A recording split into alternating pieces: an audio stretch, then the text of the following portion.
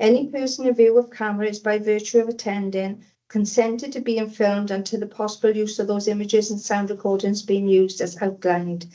Democratic Services, can we please start the recording? Yeah, lovely. Prynawn da croeso, good afternoon. Welcome to the Mawrth Tydfil County Borough Council full council meeting on Tuesday, the 24th of March 2026. Apologies for absence. Do we have any apologies? Yes, Councillor Kevin Gibbs, Councillor David Jones and Councillors Clyde Jones. Councillor Geraint Thomas, please. Madam Mayor, Councillor Claire Jones was struggling to get through the traffic jam on Pont Mawrth. She is on her way home now. Okay, thank you. Any other apologies? No? Okay. We'll move on to declarations of interest. Members are reminded of their personal responsibility to declare any personal and prejudicial interest in respect of matters contained in this agenda in accordance with the provisions of the Local Government and Finance Act 1992 related to council tax, the Local Government Act 2000 and the Council's Constitution and Members' Code of Conduct. Members are reminded that they must identify the item number and subject matter that their interest relates to and signify the nature of personal interest, and where members withdraw from a meeting as a consequence of the disclosure of prejudicial interest, they must notify the chair when they leave. Any declarations of interest? No? Councillor Geraint Thomas. Councillor Geraint Thomas?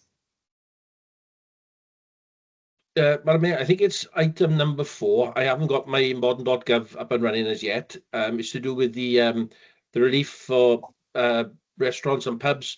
My son has a pub, so I just feel it prudent that I step away from the meeting on the vote. Yeah, that is item number 4. It is domestic rates. Yeah, okay, yeah. Lovely. Thank you, Councillor Thomas. And nobody else, no? Okay then.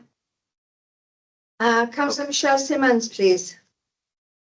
Yes, sorry, Madam Mayor. On the same agenda point as Councillor Geraint Thomas, my sister is now a pub owner or manager, so I need to declare an interest in that item. Okay, thank you. Anybody else? No? No. Okay, then we move on to agenda item 3. Medium-term financial plan 2026-27 to 2029-30. To consider the report of the Director of Finance, Councillor Anna Williams-Price, could I invite you to address the Council, please? Thank you. This report presents the medium-term financial plan for 26-27 through to 29-30 and includes the capital strategy and the treasury management strategy. Taken together, these documents form the backbone of our long-term financial planning, and they are essential in ensuring that the authority remains robust, resilient and strategically focused. The medium-term financial plan is a rolling framework that allows us to look ahead, anticipate emerging risks and align our resources with our corporate priorities. While we approved a balanced budget for 26-27, projections for the years follow make clear the scale of challenge we're facing. We are currently forecasting a budget deficit of 8.119 million in 27-28, rising to a cumulative 18.744 million by 29-30. This is due to increasing demand, inflationary pressures in contracts and pay, and an assumption of only modest growth in future funding settlements. The plan also underlines the importance of maintaining appropriate reserve levels. Our policy sets a requirement for general reserves to remain between 3.5% and 4% of net revenue expenditure, and this is vital to protect the authority against unforeseen events and wider economic uncertainty. It's important to stress that reserves cannot be used to fund ongoing recurring costs without undermining our long-term financial sustainability. The accompanying capital strategy sets out how we will continue to invest in essential infrastructure, our schools, our highways and regeneration priorities, while ensuring that we remain both affordable and prudent. Rising construction and borrowing costs continue to create pressure, and the strategy reflects these realities. Finally, the Treasury Management Strategy ensures we manage our borrowing, investments and cash flow responsibly, prioritising security and long-term financial stewardship. For information, the 24-25 Statement of Accounts are currently being audited, and if Audit Wales make any recommendations that impact upon these strategies, This will be reviewed and updated reports brought to Cabinet and Council as necessary.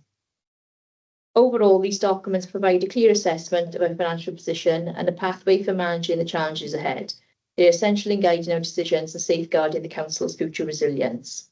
So I will move the recommendations, which are 2.1, the medium-term financial plan for 26-27 to 29-30, included at Appendix 1, be approved. 2.2, the capital strategy shown in Appendix 2, be approved. And 2.3, the Treasury Management Strategy and the Annual Investment Strategy in Appendix 3, be approved. Thank you, Chair. Thank you. Do we have a seconder, please? Happy to second, Madam Mayor. Thank you. Okay, do we have any questions then, please? Councillor Andrew Barry, please.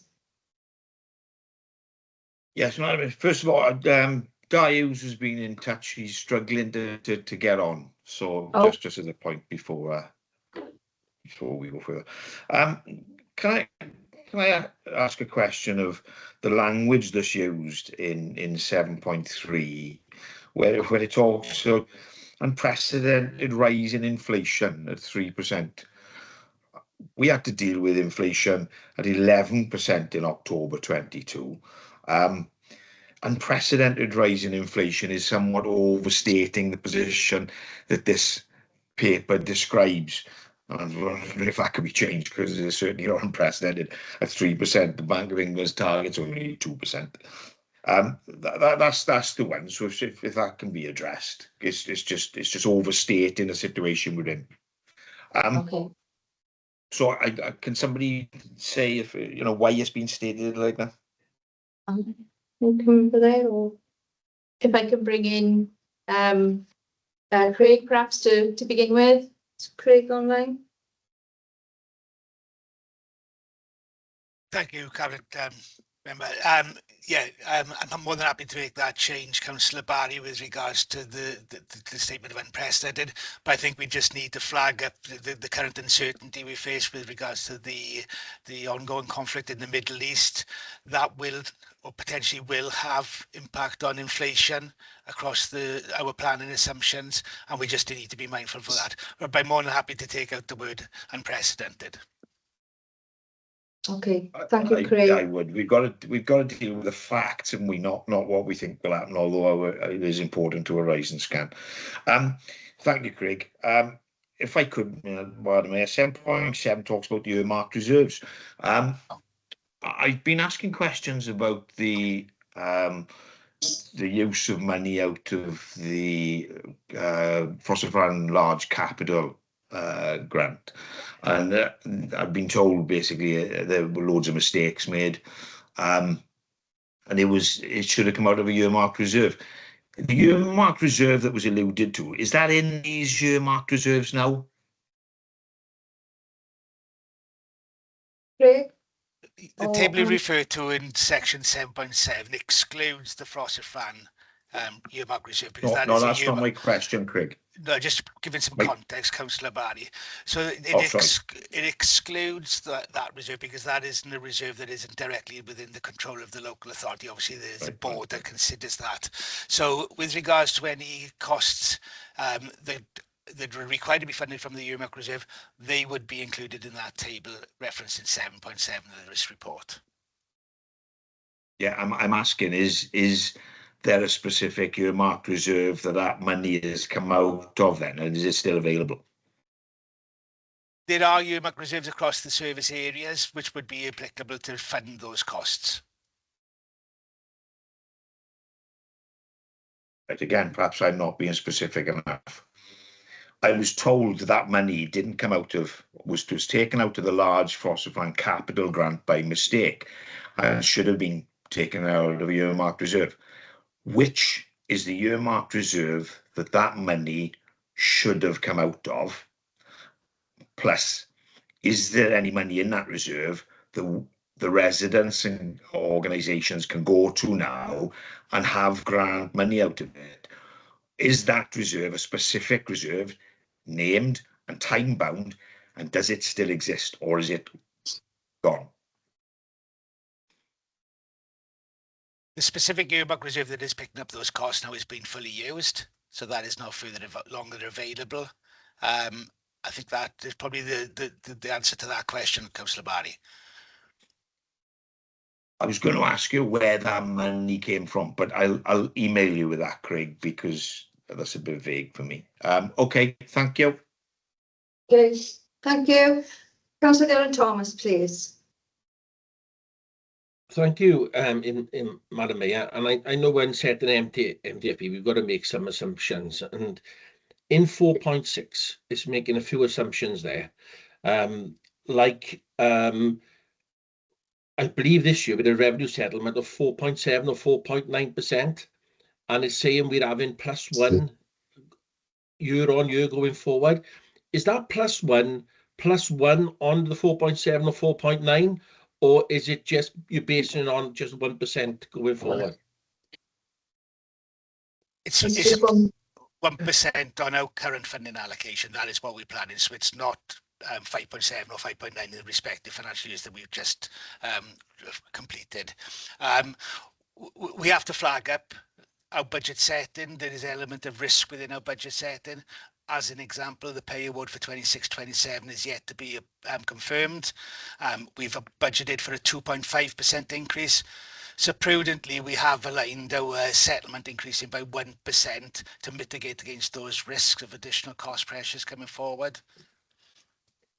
And I was giving my next question to you. That was, I know we are crystal ball gazing, but in the world we're in at the moment with the trouble in the Middle East, do you think, that 2% that you're aiming for on salaries will stick, or do you think it's going to twist quite considerably?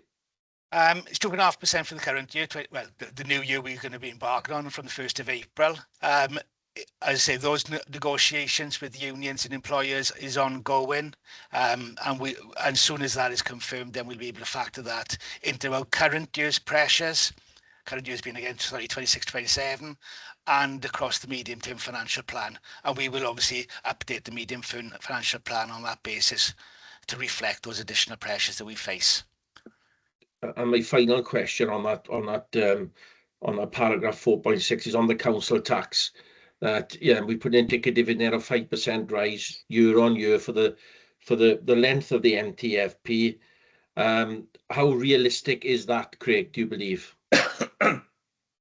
That will be a decision for council regarding the 5%. We will model on the 5% to establish the funding gap over the respective financial years, and the challenge that the local authority and obviously the council will have in able to deliver a balanced budget.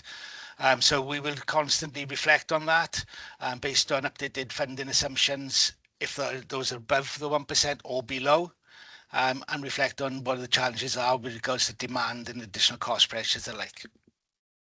Thank you, Craig. Thank you. Councillor Lisa Mitten, please. Thank you, Madam Mayor. Thank you, Anna, for the report. I think it's obviously sensible to look at the MTFP and also to envisage, what sort of impacts we're likely to look at over the next couple of years, etc. Just one thing I want to press and ask the current administration to do, please, is continue a mantra that I did, where and inevitably we are shortly going into pre-election, so I appreciate the difficulty with timing and a new government, etc. But can I ask, please, that throughout the body of this MTFP, obviously we talk about an indicative figure of around 5% for future council tax.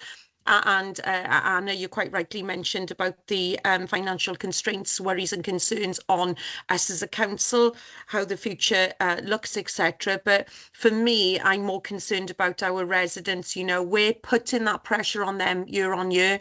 And, just recently with the police precept, with the decision of council tax, we're causing more financial stress to our residents. So it's a plea really and a question. Can we please, or would you please, write to the next minister, the next First Minister, whomever that will be, follow in my tracks when I was Deputy Leader and I wrote to Rebecca when she was the Minister for Finance, and please ask for a review of council tax reform that we were promised back in 2019. I think for all of us, no matter what party we belong to, independent or whatever, for all of us, I think that's something we'd all eagerly wish to see, because in Merthyr Tydfil, we can't sustain these increases in council tax for our residents, the police precept, etc.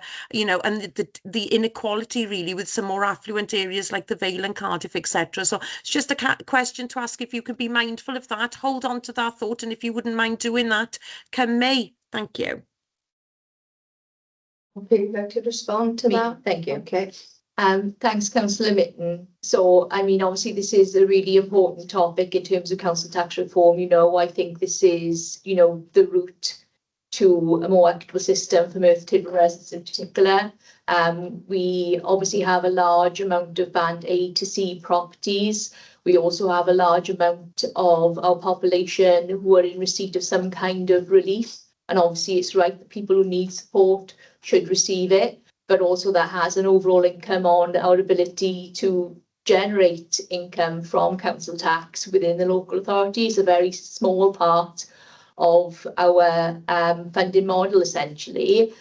So I'm more than happy to progress that. I know, obviously, you know, I think the hope was the Welsh Government would have been able to bring that in sooner. Local government through the Welsh Local Government Association asked that was delayed until 2028, and obviously it's for the next government to progress wherever that might be. I'm happy to continue making that case post-May and make representations as needed. Thank you for that. Thank you. Thank you. Are there any further questions, please? No. Any comments, please?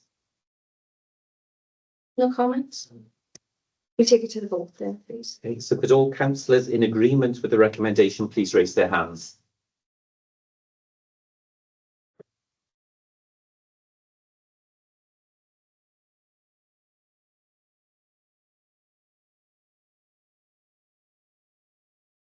Thanks. If you could lower those, please.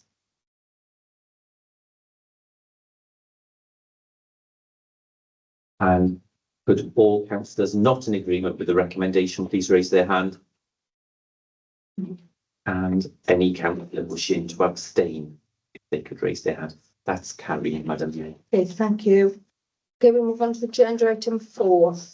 Non-domestic rates, food and drink hospitality rates relief 2026-27. To consider the report of the Director of Finance, Councillor Anna Williams-Price, could I invite you to address the council, please?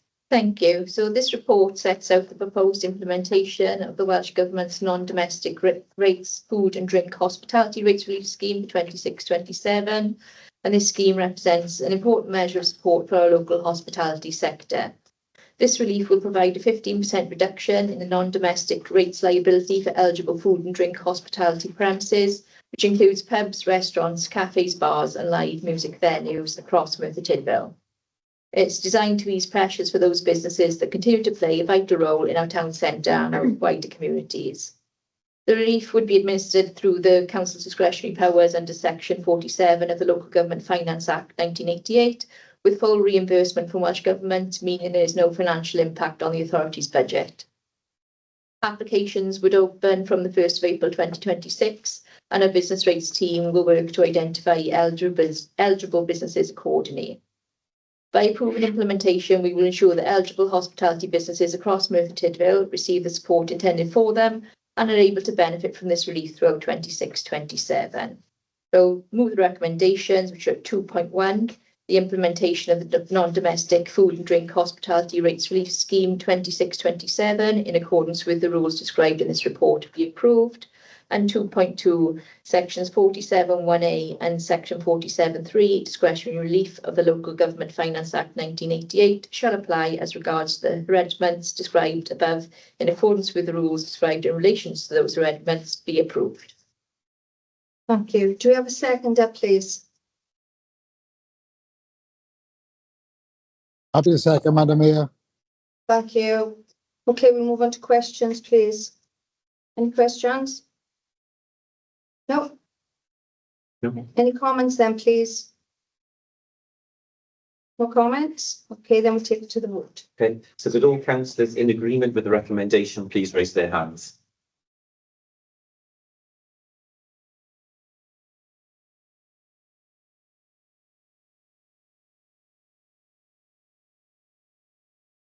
Thank you. Lower those, please.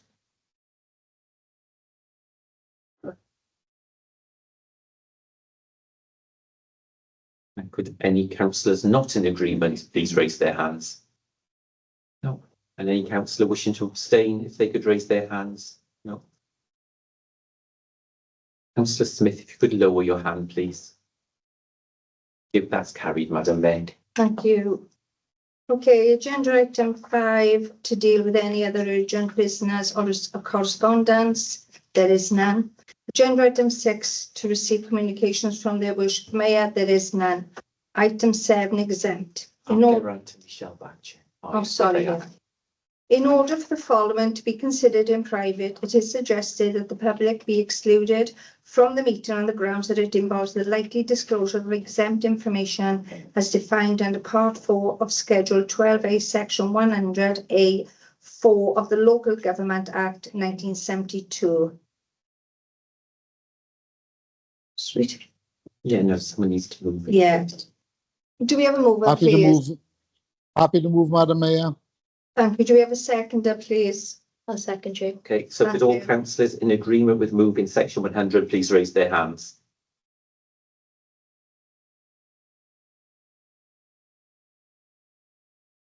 That's section 100 is moved, Chair. Okay, meeting now moves to the closed session. And I can tell you, Geraint, that we can now proceed. If